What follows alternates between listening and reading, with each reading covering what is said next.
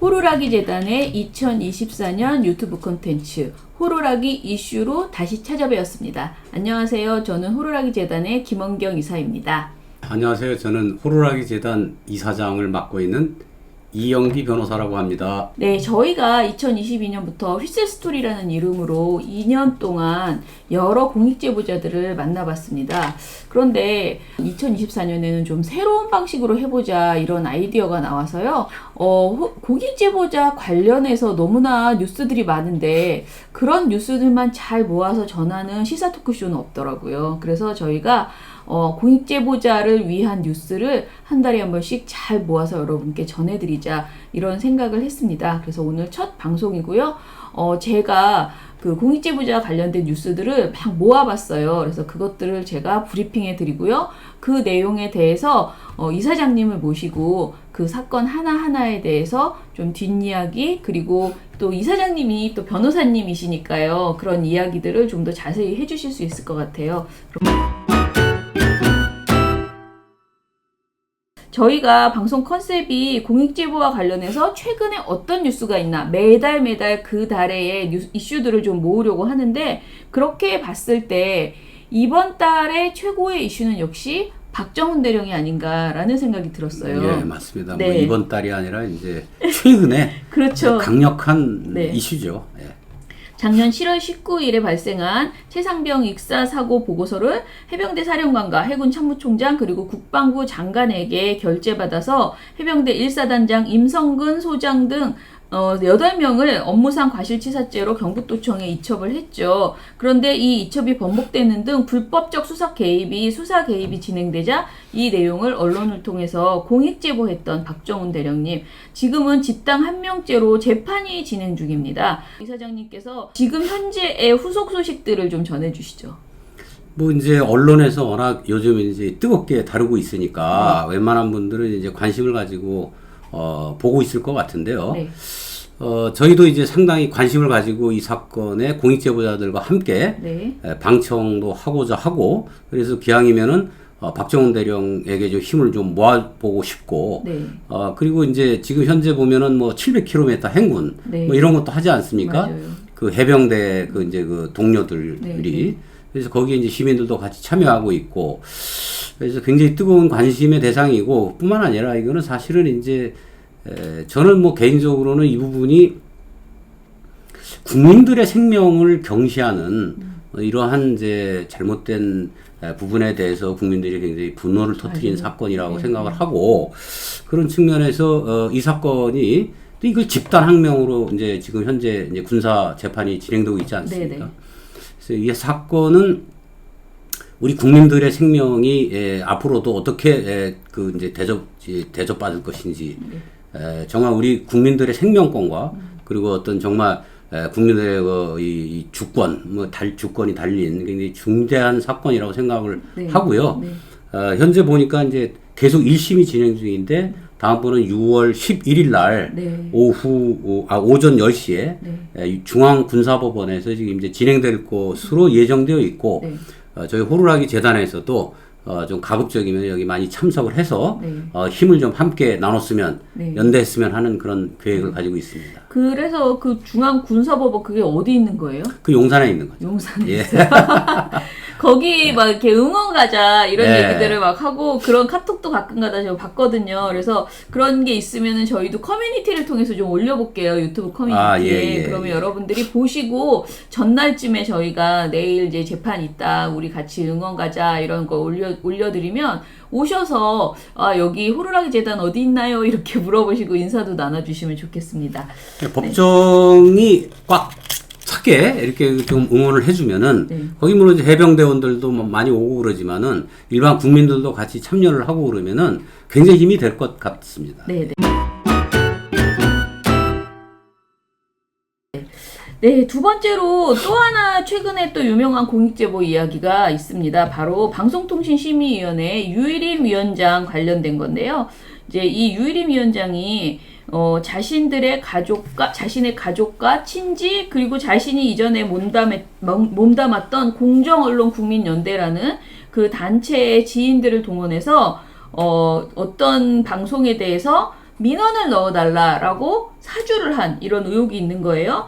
게다가 그 방송이 사실은 이제 김만배 인터뷰를 보도한 MBC, JTBC, 뉴스타파에 대한 민원이었어요. 그러니까 이게 더더욱이 이제 정부를 위해서 자신이 이거를 강력하게 빠르게 심의를 하고 싶은데 그 내용이 국민들에게 많이 들어왔다라고 보여주고 싶고 그러다 보니까 아마 이렇게 사람들에게 이제 민원을 넣어라라고 사주했던 것 아닌가 이런 의혹을 받고 있습니다. 지금 방심위가 여전히 정치적 편향성을 보이면서 매우 심각한 수준으로 긴급심의와 또 강력한 법정 제재를 쏟아내고 있어요. 그리고 그 쏟아내는 방송들이 대부분 정부의 비판적인 언론에 대한 그것이어서 언론 탄압에 어떻게 보면 선두주자로 지금 방심위가 떠오르고 있는 상황입니다. 자, 이것을 제보한 분이 바로 이제 공익제보자가 있는데요. 이 공익제보자분이 우리 호루라기 재단 법률지원단으로 활동하고 계시는 박은선 변호사를 그러니까 변호인으로 지정을 해서, 박은선 변호사가 국민권익위원회에 이제 지금 이거를 신고를 한 상태이더라고요. 그런데 국민권익위원회가 청부민원 의혹 조사를 계속 미루고 있다. 제가 보도를 찾아봤는데, 지금 뭔가 답이 왔다라는 건 전혀 없어요. 그리고 계속 미루고 있다라는 보도들만 간혹가다 나오고 있습니다. 권익위가 작년 12월 23일에 제보자의 신고를 받았거든요. 근데 이 공익신고자 보호법 시행령에 얼마 기간 안에 조사를 해야 된다 이런 게 있잖아요. 네. 그것 좀 설명을 해주실래요? 그게 이제 사실은 빠른 속도로 사실 이제 진행이 되기를 국민들은 바라고. 그렇죠. 예를 들어서 이제 보호조치 신청을 했는데 네. 어떤 경우는 심지어 5년이 걸려서도 답이 없더라. 그러면 보호조치의 실효성이 전혀 그렇죠. 없어가지고 의미가 없어지거든요. 네네. 그래서 불이익을 당하는 공익제보를 했는데 그 조직으로부터 뭔가 탄압을 받고 그렇죠. 불이익을 당할 경우에 이분들의 입장에서 이렇게 급박하거든요. 네네. 지금 언제 어느 때 해고될지도 모르고 이런 상황에서 이걸 신속하게 좀 진행을 해야 되는데 네. 현재 그 국민권익위원회에서 그런 부분에서 좀 뭔가 아직 좀 미흡하다. 네. 그리고 좀 직원들도 상당히 좀 부족한 부분들도 있긴 있는 것 같긴 하지만 네. 그러나 전체적으로 보면은 좀 조사 속도라든가 이런 네. 것들이 좀 굉장히 미흡합니다. 네, 네. 근데 이 사건도 마찬가지로 현재 시간이 작년 12월 달에 네. 발생을 했고 5달이 지났어요. 그렇죠. 현재 5달이 지났는데 현재 보면 상당히 불이익이 지금 이제 상당히 많아요. 네, 네. 그 내부에서 그 내부 고발을 한 네, 네. 그 직원에 대해서 상당히 압박이 큰데 네. 이 부분에 대해서 상대방 쪽에서도 유일임이라든가 이런 쪽에서도 개인정보보호법 위반으로 맞고소를 하고 네. 그리고 탈탈 털어가지고 지금 감사를 해가지고 지금 색출을 시도하고 있으면서 네. 그래서 상당히 압박을 가해 오고 있는 상황이거든요. 네. 저도 여기에 이제 계속 좀 관심을 가지고 네. 또 저도 여기 이제 대리인으로 같이 이제 들어가 있습니다. 그렇구나. 네. 그래서 이제 진행되는 과정을 보니까 권익위에서도 신경을 상당히 많이 쓰는 것 같은데 아무쪼록 이 부분에 대해서 뭔가 어떤 상부의 또는 청와대의 어떤 눈치 보기 이런 쪽으로 흘러가지 말기를 정말 진심으로 바라고 네. 빠른 시간 내에 좀 이 조사가 네. 완결이 되어가지고 좀 뭔가 보호 조치가 이루어지기를 바라고요. 네. 근데 요 권익위법이라든가 이 공신고자 보호법에 나오는 조사 기간 네. 90일 최대 네. 요거는 사실은 이제 이게 강행 규정은 아니거든요. 네. 네. 경우에 따라서 좀 늦춰질 수도 있는 거죠. 그러나 지나치게 늦춰지게 되면 네. 국민의 어떤 그 권리라든가 권익이 침해를 받을 수 있기 때문에 네. 그런 측면에서는 좀 상당히 좀 신속하게 좀 진행이 되기를 촉구하겠습니다. 근데 이제 저는 사실 언론 보도만 봤을 때는 훈시적 규정 이런 설명이 언론 보도에는 없어요. 그냥 60일로 되어 있고 한 번 연장할 수 있다. 그래서 총 90일 이렇게만 써 있어가지고 아니 그러면은 왜 법을 어기고 이렇게 연장해? 그러니까 계속 입장이 안 나와 이렇게 생각했는데 이제 변호사님이 훈시적 규정이어서 그 강압적인 네. 규정이 아니다라고 이제 이야기를 들어서 그러면은 아직은 그래도 불신을 하지 말고 기다려 봐야 되나 이런 생각을 해요. 그런데 저는 개인적으로는 특히 이게 방심이라는 것이 지금 하고 있는 행동이 이제 언론 탄압에 가깝다 보니까 어떤 생각이 드냐면 이렇게 느리게 진행되는 것 자체가 방심위원장을 계속 그렇게 열심히 언론 탄압을 해라고 정부가 누군가가 위에서 그렇게 인정하고 있다라는 그런 그 메시지로 보이는 거예요. 그래서 이게 국민권익위가 조금 더 빠르게 이미 빠른 건 틀렸어요. 지금 이미 늦었어. 그러나 지금부터라도 좀 빠르게 입장을 내놔야지 되는 것 아닌가. 그리고 입장이 나와봤자 결국은 뭐 검찰에 수사하랴 이런 정도로 나오는 거 아니에요? 어떻게 나오게 되는 거예요? 물론 이제 여러 가지 그 이제 방안이 있을 수는 있는데, 방심위에 대해서 직접적으로 네. 이제 권고라든가 이런 걸 이제 조치를 취할 수가 있습니다. 네네. 그리고 그 권고 조치에 대해서 물론 강제력은 없지만은 상당한 어떤 그런 압박 수단이 될 수는 있을 네. 거라고 보여집니다. 네네. 근데 지금 현재 보면은 아까 말씀하신 대로 좀 권익위가 좀 더 분발을 해야 되겠다. 네. 왜냐하면 국민들이 이 부분에 대해서도 관심이 많거든요. 그럼요. 네. 예, 지금 벌써 5개월 이상 지났는데 조만간 빠른 시간 내에 결정을 내리기를 정말 바라겠습니다. 네. 자, 그럼 세 번째 이야기 해볼게요. 이것도 우리 호루라기 재단의 법률지원단 차원에서 지원하고 있는 사안이었더라고요. 서울의 한 특성화 고등학교 장과 교사가 신입생 선발 과정에서 용모불량, 비인기학과 정원 충원 등의 이유로 특정 지원자들의 점수를 감점하도록 지시한 혐의가 있다고 합니다. 근데 이 내용을 공익제보하신 분이 있는 거예요. 이 사안에 대해서 호루라기 재단 법률지원단 이정일 변호사께서 이분을 도와드렸던 것 같죠. 네, 공익제보자를. 맞습니다. 예, 그래서 이 학교의 교장 등이 그 수사 후 기소된 사건이고 지금 재판이 진행되고 있습니다. 근데 그러니까 최근 들어서 이게 관련 보도가 세계일보에 났는데요. 현재 이 공익제보로 인해서 전 특성화 고등학교 교장 A씨와 대외협력부장 B씨가 업무방해 등 혐의로 재판을 받고 있고 이분들이 재판에서 혐의를 부인하고 있다라고 합니다. 그런데 이 교장 A씨는 2020년 11월 성북구에 위치한 특성화 고등학교 재직 당시 이듬해 신입생 선발 과정에서 특정 지원자의 자기소개서 점수를 감점하도록 심사위원들에게 지시를 했고 학교의 입학사정 업무를 방해한 혐의를 받고 있습니다. 이 교장이 한 지원자가 입학설명회에서 용모가 불량했던 것으로 기억하므로 합격시키면 안 된다 라면서 자기소개서 점수를 감점시키라고 지시한 혐의를 받고 있습니다. 또 비인기학과 정원이 미달인 상황이니 인기학과에 합격한 학생의 점수를 조정하라라는 취지로 지시한 것으로도 알려져 있습니다. 또 함께 기소된 B씨는 A씨의 지시에 반대하는 교사들에 대해서 교장 선생님 뜻을 따르지 못해서 죄송하다고 말하면서 뜻을 따르지 않을 경우 불이익을 받을 수 있는 것처럼 분위기를 조성하고 점수를 변경해서 입력하도록 지시한 혐의를 받고 있습니다. 자, 이사장님, 이분들이 지금 현재 재판에서 뭐라고 주장하고 있는 것인지 그리고 그 주장이 타당하다고 보시는지 좀 설명을 듣고 싶어요. 이게 사실 이제 전형적인 입시 비리라고 할 수도 있는데, 말하자면 아무리 교장이라 하더라도 정상적인 절차를 거치지 않고 일부 자기의 마음에 안 드는 학생들을 고의적으로 탈락시키는 이런 조치를 취한다든가, 그렇죠. 이건 학교의 입시 업무를 방해하는 그런 행위거든요. 아무리 교장이라도. 이사장이라도 마찬가지입니다. 그런데 이 교장은 노골적으로 그걸 지시를 한 거고, 그런 측면에서 그거는 누가 보더라도 업무 방해죄에 해당이 된다 이렇게 보여지는데, 이 교장의 입장에서는 그거를 지금 죄라고 인식을 못 하는 것 같아요. 쉽게 말하면은 이 범죄에 대한 인식 자체가 좀 떨어지는 것이 아닌가, 그런 생각이 좀 듭니다. 최근에 의견을 줬을 뿐이다. 그 물에 들어가라는 지시를 한 게 아니고 옆에서 얘기하길래 내가 의견 줬을 뿐이다 했는데 높은 사람이 그렇게 옆에서 의견을 주는 것 자체가 지시가 될 수 있잖아요. 명령이죠. 그러니까 그게 죄라고도 볼 수 있는 건데 지금 이분도 나의 의견 표명에 불과해 라는 말을 하더라고요.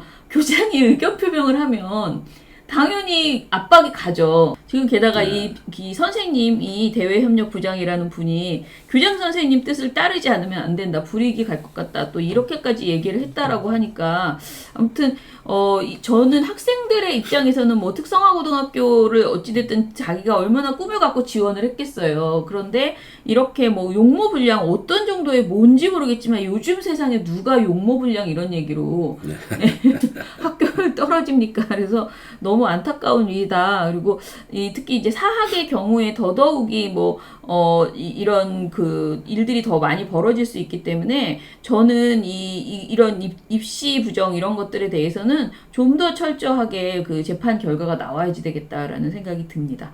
그리고 이제 요 사안이 네. 자기소개서 점수를 이미 매겼던 거를 수정한 수정한 거거든요. 네. 그러니까 그 자체가 그 교장의 어떤 압력에 의해서 수정했다. 이렇게 그렇죠. 볼 수밖에 없는 거고, 네, 네. 그걸 단지 의견을 제시했기 때문에 업무방해가 아니다. 잘못한 것이 없다. 뭐 정말 어떤 세상에 살고 있는지를 모르겠어요. 맞아요. 권한은 분명히 알고 있으면서 네. 책임지지 않으려고 하는 거죠. 네.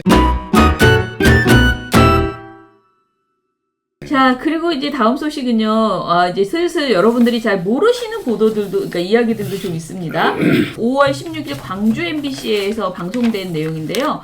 공익제보자가 그 자신이 비리를 늦게 신고했다는 이유로 징계를 받았다, 이런 어처구니 없는 일이 있는 거예요. 근데 이 보도에 우리 호루라기 재단의 오상석 상임이사님이 코멘트를 해주셨더라고요. 네. 그래서 제가 자세히 보게 되었습니다.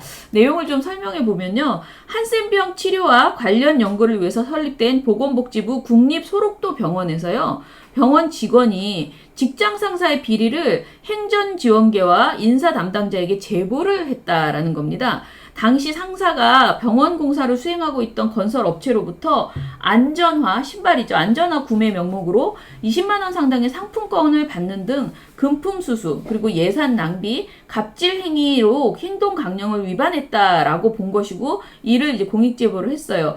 결과적으로 이 공익 제보자의 제보 내용은 사실이었고요. 금품 수수 등 혐의를 받은 피신고자는 3개월 정직을 받고 국립재활원으로 근무지로 옮겼습니다. 그런데 이제 그 다음부터 황당한 일이 벌어지는데 공익 제보자에 대한 조치가 나옵니다. 일단 병원 측은 개장이던 공익 신고자를 일반 개원으로 업무를 강등시켰다고 합니다. 전형적인 공익 제보자에 대한 괴롭힘이다라고 보여지는데요. 여기까지도 화가 나지만은 이거는 좀 많이 들어본 행태라서 저는 역시나라고 생각을 했어요. 그런데 더 황당한 게 보건복지부의 행태거든요. 이 보건복지부가 공익 제보자를 징계를 합니다. 그 이유가 최초 신고로부터 7개월 뒤, 그러니까 늦게 신고했다는 이유예요. 그래서 견책이라는 징계를 내렸는데요. 물론 견책은 중징계는 아니라고 합니다. 경징계라고는 하지만 그러나 상을 주면 좋지 어떻게 징계를 내리나 이런 생각이 드는데요.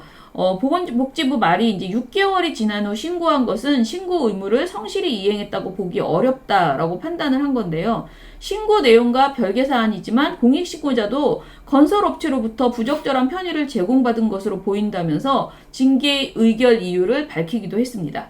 이 사안 어떻게 봐야 될까요? 이분이 이제 국립소록도병원에다가 이제 그걸 신고를 하고, 네네. 그리고 거기에서 이제 1차 조사를 한 다음에 네. 그 자료를 보건복지부에다 넘기면 보건복지부에서 보통 조사를 해가지고 네.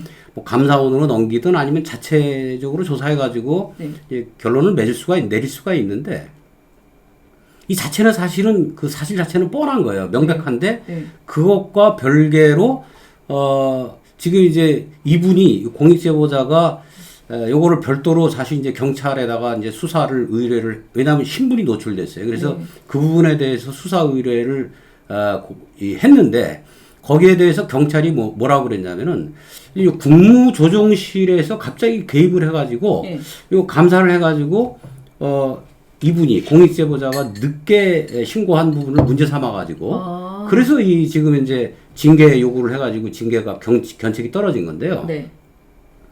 이거는 전형적인 물타기가 아닌가. 그러니까 아마 지금 정확한 그것은 밝힐 수가 없지만은 경찰의 그 이제 수사 의뢰 결과서를 보니까는 누군가의 첩보에 의해서 국무조정실에서 감사를 하게 된 것이다. 이렇게 얘기하고 있어요.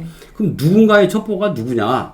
요거는 이제 밝힐 수 없다라고 했지만 요 부분은 뭔가 좀 냄새가 난다. 그러니까 그거는 이제 그 반대쪽이라든가 불이익을 그렇죠. 그쪽에서 말하자면은 자기만 당할 수 없다. 그래서 아마 다른 루트로 이것을 갖다 찌른 것이 아닌가. 그래서 이거는 이제 공익 신고를 당한 입장에서 자기의 비리를 물타기 하려고 또는 보복 차원에서 이것을 거꾸로 이런 식의 어떤 뭐 좀 신고를 해가지고 공익제보자에게 또 불이익을 네. 안겨준 것이 아닌가 하는 생각이 들고 네.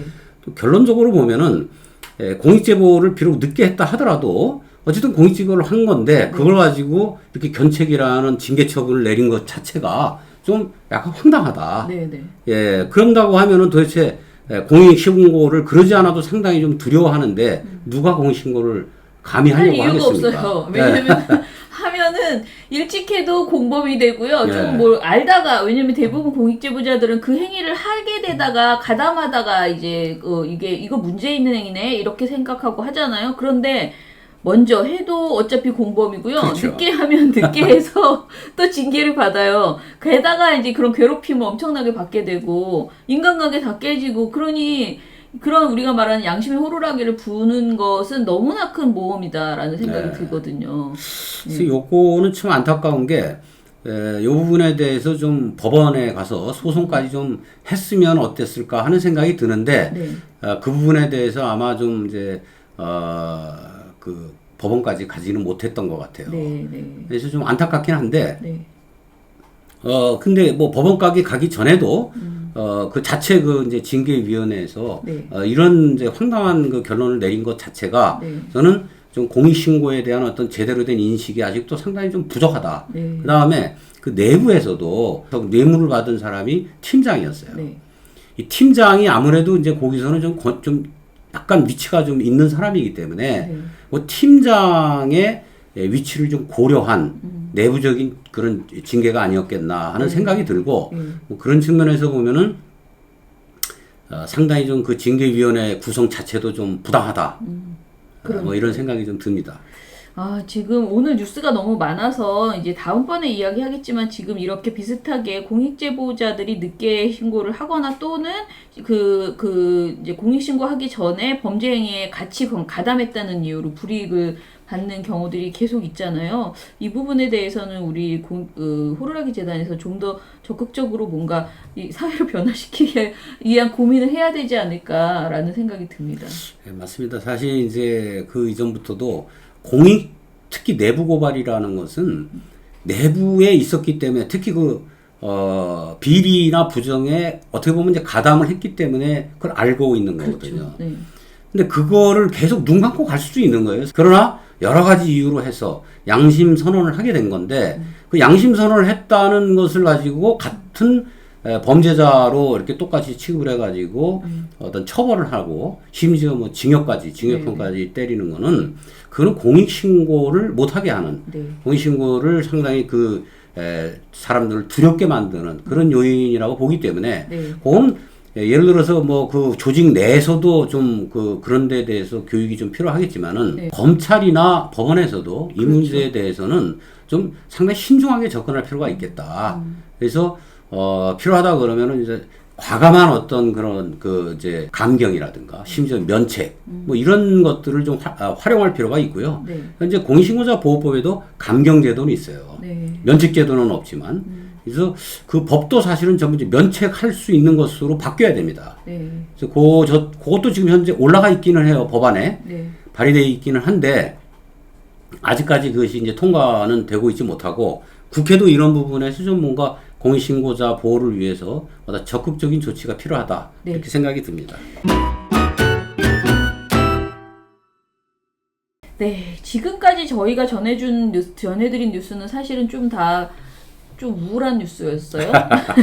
뭐 별 답이 안 나왔거나 네, 좀 답답하죠. 네, 답답한 내용인데 그나마 하나 좀 약간 반가운 내용이 있었어요. 네. 이게 5월 14일에 보도된 내용인데요. 공익에 관한 사실을 거론한 것이라면 군 형법상 상관 명예훼손죄로 기소됐다 하더라도 이게 일반적인 명예훼손죄일 때와 마찬가지로 처벌하면 안 된다, 처벌하지 않아야 한다라는 대법원 판단이 나왔습니다. 네. 저는 막 눈을 씻고 이게 내가 잘못 읽었나 이렇게 생각했어요. 대법원 일부는요, 상관 명예훼손 혐의로 기소된 이게 군무경력관 A씨에게 무죄를 선고한 원심 판결을 지난달 16일 확정했다라는 것인데요. 네. 사연을 조금만 들어보면 이 A씨가 안장을 마친 영국군 유해 감식단장이 다른 국적 가능성 묵살이라는 제목의 기사에 상관을 비판하는 내용의 댓글을 달았었다라고 합니다. A씨는 명예를 훼손한 혐의로 기소되었고 군 검사는 A씨에게 상관 명예훼손죄를 적용해서 재판에 넘겼다라고 해요. 그런데 1심을 맡은 군사법원은 A씨 혐의를 유죄로 인정해서 징역 6개월에 집행유예 1년을 선고했어요. 그런데 2심의 판단은 달랐습니다. 2심 재판부는 피고인이 이 사건 댓글을 게시한 행위는 진실한 사실로서 오로지 공공의 이익에 관한 때에 해당하여 위법성이 조각된다고 봄이 타당하다라면서 무죄를 선고를 했습니다. 군 검사가 불복했으나 대법원의 판단에서도 마찬가지가 나와서요. 최종 무죄가 선고되었어요. 저는 이 뉴스 보면서 좀 반가운 판결이다 이런 생각이 들었는데요. 네. 일단 1심과 달리 2심에서 무죄가 나온 법적 논리가 무엇이었는지 좀 설명이 듣고 싶어요. 이 사건의 쟁점은 일반적인 민간인들의 경우에는 이제 그 명예훼손이라 하더라도 네. 진실한 사실을 적시를 해서 네. 그래서 그 공공의 이익을 위한 것이라면 네. 비록 명예훼손성이 있다 하더라도 그것은 표현의 자유 그리고 국민의 알 권리의 차원에서 볼 때 네. 그런 건 허용되어야 한다. 그 헌법에 나오는 표현의 자유야말로 네. 민주주의의 가장 기본되는 그런 어떤 그 기본권이자 중요한 가치가 아니겠습니까? 네네. 그거를 보호해야, 그걸 또 더욱 신장해야 사회가 발전할 수 있는 거거든요. 네네. 이제 그런 차원인데, 요거는 이제 뭐냐면, 더 나아가서 군대 내라고 하는 약간 폐쇄적인 사회에서 그렇죠. 네. 군 형법에 있어서 상관에 대한 명예훼손, 이건 굉장히 엄하게 다루고 있어요. 네. 일반 민간인들에 비해서. 그래서 이거는 비록 진실한 사실로서 공공의 이익에 좀 부합하는 것이라 하더라도 군 형법에 있어서는 뭐 처벌할 수 있다라는 그런 논리를 가지고 아마 기소한 것으로 보여져요. 네. 그런데 2심도 그렇고 대법원도 그렇고 군 형법의 상관 명예훼손죄라 하더라도 이것이 그런 그 진실한 사실로서 공공의 이익에 부합한다면 그 논리, 그 말하자면 표현의 자유 그리고 국민의 알 권리 이거를 보호하는 것이 더 우선적인 것이다라는 것을 네. 확인한 굉장히 중요한 판결이다 이렇게 볼 수 있습니다. 어떤 의미가 있을 때 공익제보자에게 이런 것들이 거의 설명이 없어요. 보도가 그냥 이런 일이 있었다 이런 재판 결과가 나왔다 이러고 끝나거든요. 그래서 정말 억지로 찾아낸 보도예요. 그래서 좀 아쉽다. 이런 판결에 대해서 의미를 좀 설명해 줘야 또 다른 비슷한 억울한 일을 당하는 사람들도 또 뭐 나도 재판을 뭐 할 수도 있고 나의 명예를 좀 다시 되찾겠다라고 할 수도 있는데 그런 점이 너무 보도가 없었다라는 건 아쉬웠습니다. 자, 그리고 이제 6번째로 한 가지 더 보려고 하는데 이제 평화나무에서 보도한 내용인데 나사렛 대학교가 공익제보한 교수의 재임용을 거부했다라는 내용이었습니다. A 교수라는 분이 2008년에 태권도학과 강사 시절에 같은 학과 B 교수가 사단법인을 만들라고 지시를 했고 당시 자신은 강사였기 때문에 거절할 수가 없어서 행정적으로 사단법인을 만들고 도왔다라고 합니다. 그런데 이들은 자신들이 설립한 사단법인 이름으로 학생들에게 자격증을 발급하면서 돈을 받았고요.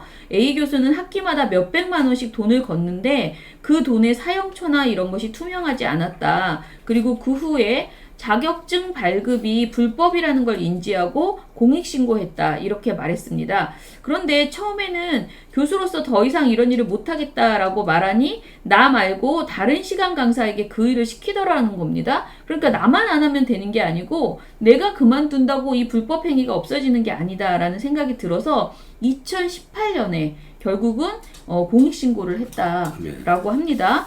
그런데 이 A씨의 공익신고로 2021년 11월 사단법인을 만들도록 지시한 B 교수, 그리고 그를 도왔던 C 교수, 그리고 D씨가 1심에서 각각 벌금 200만원, 100만원을 받았습니다. 그리고 A 교수도 벌금 100만원을 선고받았어요. 이렇게 일단락 되는가 싶었는데 학교 측이 1심을 근거로 해서 이 A 교수에게 정직 1개월과 재임용 거부를 결정을 했습니다. A 교수는 해당 사건을 언론에 제보하면서 공론화했고 내가 교수노조 일을 하고 있었는데 그 일을 하면서 학교를 비판하는 입장에 서 있으니까 학교 측이 어떤 이런 행위에 불만을 품고 징계를 한 것 아니겠냐 이런 생각이 든다라고 본인은 말을 하고 있어요.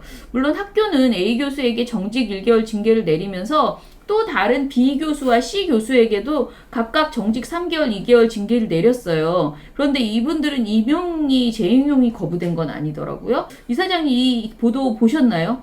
예. 저도 뭐 네. 이제 잠깐 봤는데요. 네네. 예, 여기 이제 이 한 명만 재임용 거부한 것이 아니라 네.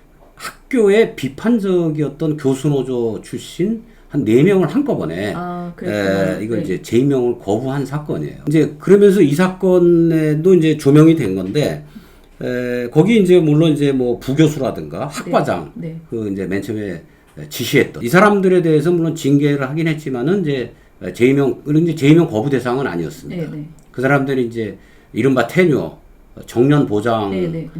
교수였기 때문에 재임용 대상은 아니었거든요. 그렇다 하더라도 지금 그 이 학과장이라든가 이런 사람들은 조금 더 이제 또는 뭐 좀 오래된 그런 어떤 교수들의 경우에는 학교의 뭐 총장이나 이쪽하고 좀 상당히 가까운 입장이었을 거고 네네. 이분은 사실은 강사였거든요. 그러면서 사실은 상당히 좀 학교에 대해서 비판적인 입장을 취하다 보니까 이 기회에 이런 걸 이용해가지고 이제 정리하려고 하는 네. 뭐 그런 차원에서 4명을 한꺼번에 재임용 거부한 것이 아니냐.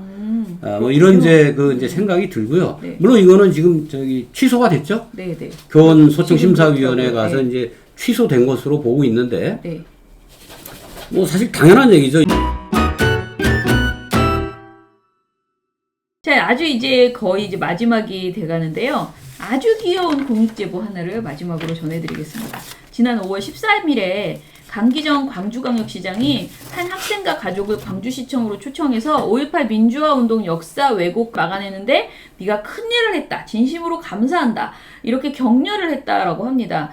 혹시 들어보셨는지는 모르겠는데요. 저는 처음에 이 뉴스를 보고 굉장히 깜짝 놀랐어요. 최근에 5.18 기념재단이 5.18 민주화운동을 왜곡 폄훼하는 논란이 제기된 게임을 하나 발견했다는 거예요. 그래서 그 게임의 개발자를 경찰에 고발을 했어요. 그런데 여러 번 놀라게 됩니다. 이 게임의 개발자가 10대 학생이에요. 네. 이 5.18 왜곡이 찌라시에서 텍스트에서 유튜브 영상에서 이제는 게임으로까지 영역을 넓혀가는구나. 이런 생각이 들어서 굉장히 좀 소름 끼치고 놀랐는데, 이것을 만든 이 개발자가 이제 학생이라는 것도 좀 충격적이고요. 이 게임 내용도 굉장히 충격적이에요. 이용자가 수익할 수 있는 메타버스 게임 플랫폼 로블록스에 올라온 게임인데요.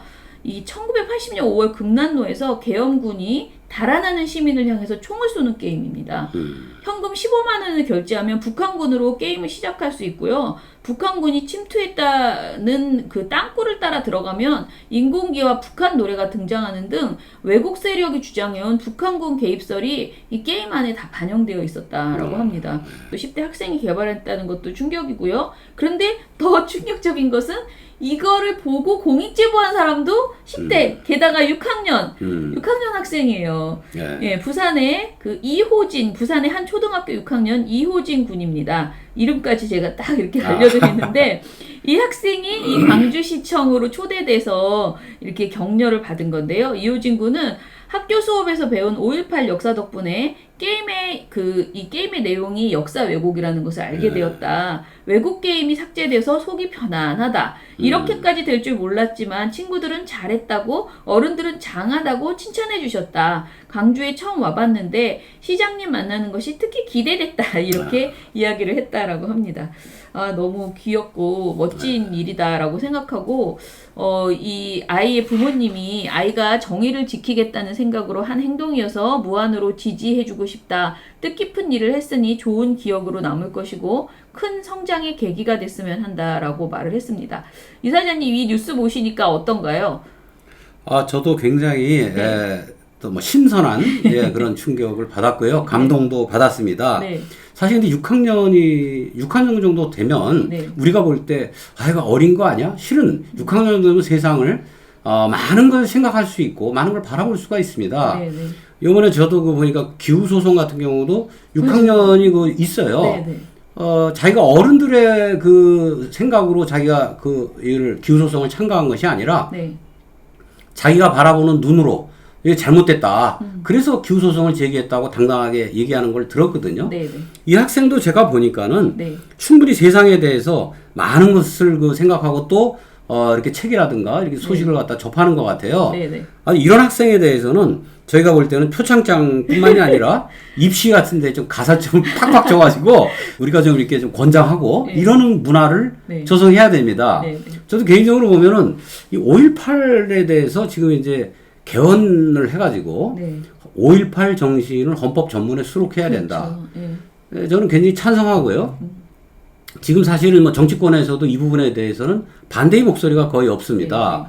만약에 지금 이제 헌법 전문에 수록이 되면 적어도 이런 식의 뭐 북한군 개입설이라든가 말도 안 되는 이런 주장 자체는 설당을 잃어버리게 될 것이다. 네, 네. 뭐 그런 측면에서 보면은 이 학생의 이러한 그 내부 고발, 공익제보는 5.18 정신의 헌법 전문 수록에 네. 상당히 긍정적인 그러니까요. 계기가 될 수 있지 않나 네. 이런 생각도 좀 해봅니다. 이 메타버스에 있는 게임을 누군가가 인지하고 하려면은 결국은 학생들밖에 진짜 모를 것 같아요. 우리는 그런 걸 잘 안 하고 있잖아요. 뭐 유튜브에 대한 내용이라든가 이런 것들도 좀 더 많이 제보를, 공익 제보를 해주시면 좋지 않을까라는 생각이 들고, 이런 결정을 한 학생, 그리고 이걸 지지해주는 부모님 모두 정말 대단하다, 칭찬해드리고 싶다라는 생각이 듭니다. 저희 그 호루라기상 후보로 한번 우리 적극적으로. 적극적으로 미래 네. 세대의 네. 사실 발전을 위해서는 이런 학생들이 더 이렇게 네. 커져야 된다고 생각을 네, 하고요. 네, 네. 제가 볼 때는 네. 넘쳐날 것 같아요.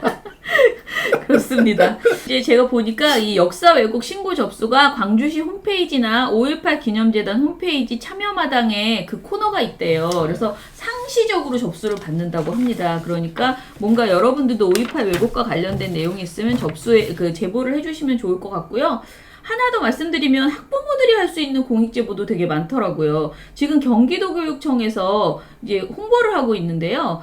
이게 공정하고 투명한 경기교육의 가치를 실현하기 위해서 부패 취약 분야별 집중신고 기관을 운영하고 있대요. 제가 좀 인상적이었던 것은 뭐냐면은 그 포스터 같은 거, 웹포스터 그거를 보는데 이런 거를 신고하세요 하면서 매우 상세한 내용이 들어있어요. 예를 들면은 다른 학부모와 함께 또는 학부모회를 통해서 교육활동 지원의 명목으로 아래와 같은 모금을 정당한 회계 절차 없이 부당하게 요구하거나 제공한 경우는 신고해주세요.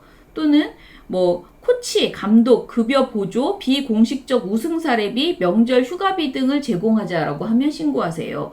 이런 식의 아주 구체적인 내용들이 들어있더라고요. 그래서 우리가 이 공익제보를 해달라고 하는 웹포스터 자체도 굉장히 중요한 정보가 될 수 있겠구나 라는 생각이 들었습니다. 학부모가 공익제보할 게 뭐 있어 하는데 정작 학교 안에서도 그런 게 인지할 수 있는 게 굉장히 많잖아요. 네. 그래서 이렇게 많은 분들이 관심과 용기 있는 신고를 해주시면 좋겠다라는 생각이 듭니다. 이사장님 오늘 처음으로 뉴스를 해봤는데 어떠셨어요? 호루라기 이슈니까 네. 정말 그 최근 따끈따끈한 그런 그 호루라기 뉴스들을 우리 좀 전 국민들이 네. 이렇게 좀 많이 좀 접했으면 좋겠다. 사실 여기 오늘 그 이제 쭉 얘기했던 그 공익 제보 이 네. 스토리들은 네. 이게 구석에 묻혀 있어가지고 또 맞아요. 우리나라가 요즘 너무 시끄러워서 그런가 이런 건 잘 드러나지 않거든요. 맞아요. 열심히 찾은 거예요. 네, 그래서 이런 얘기들이 많이 좀 확대가 되고 많이 알려졌으면 좋겠다 하는 차원에서 네. 오늘 아주 굉장히 좋았다고 생각을 하고요. 네. 우리 호루라기 이슈가 이제 앞으로 좀 굉장히 인기가 많은 그런 어떤 이 유튜브로서 네. 거듭날 수 있기를 한번 정말 진심으로 네. 이렇게 바라봅니다. 예, 저희 호루라기 이슈 5월은 이것으로 마무리를 하고요. 6월에는 아쉬운 내용보다는 좀 더 좋은 소식이 많았으면 좋겠고요. 사실 5월에 나 지금 재판이 진행되고 있는데 나 너무 힘든데 왜 내 내용은 나오지 않지? 라고 하시는 공익제보자분도 있을 거예요. 그러면은 저희 그 호루라기 재단에 뭐 상황을 알려주시고 내 내용도 좀 얘기해주세요. 이렇게 해주시면 저희가 그것도 받아가지고 뭐 고작 한 달에 한 번만 나가고 있지만은 또 제가 좀 더 부지런을 떨면은 또 한 달에 2번씩 할 수도 있거든요. 그래서 맞습니다. 네. 좋은 뉴스 여러분에게 많이 나누고 이 방송 호루라기 이슈를 통해서 공익제보자 관련된 내용들을 더 많은 시민들에게 전달되고 그것이 다시 공익제보자에게 힘이 되어주는 이런 선순환이 이루어질 수 있도록 노력을 해보겠습니다. 네, 그러면 오늘 방송 이것으로 마무리하겠습니다. 감사합니다. 감사합니다.